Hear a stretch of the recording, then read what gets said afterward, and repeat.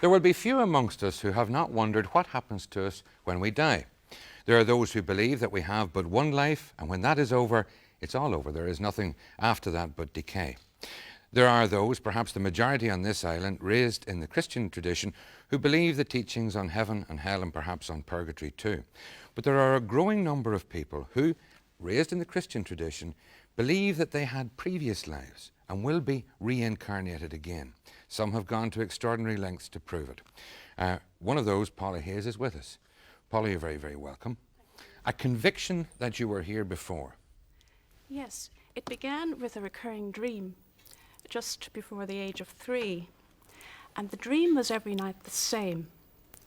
I dreamt that I was a little boy wearing a calico smock on top of a cart, which I thought was a hay cart.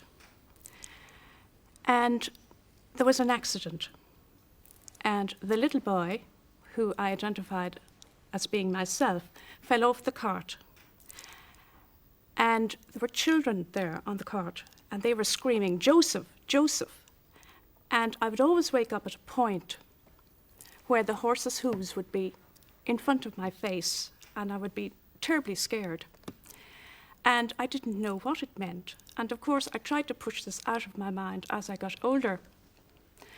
But by sheer chance, when I was about 18, I went on a trip to, first of all, Kilkenny and then Enniscorthy.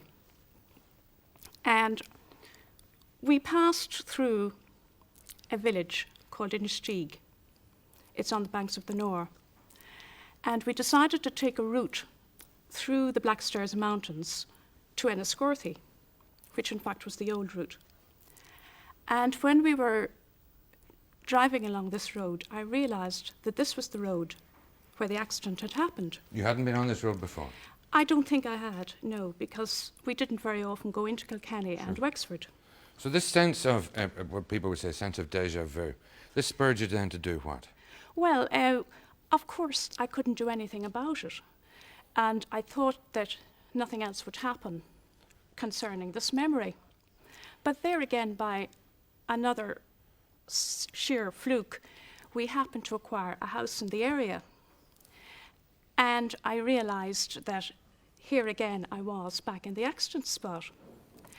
And after a few years, I decided to begin investigating it. Now, I should at this point indicate that I appear to have some psychic ability. I have psychic powers. I can bring myself back to previous times. Did you find anything tangible? I mean, yes. Did Joseph exist? Oh, yes. Oh, yes. I have more than proof of this. What happened was... Did he die in that accident? He didn't die in that accident. He died actually in Dublin.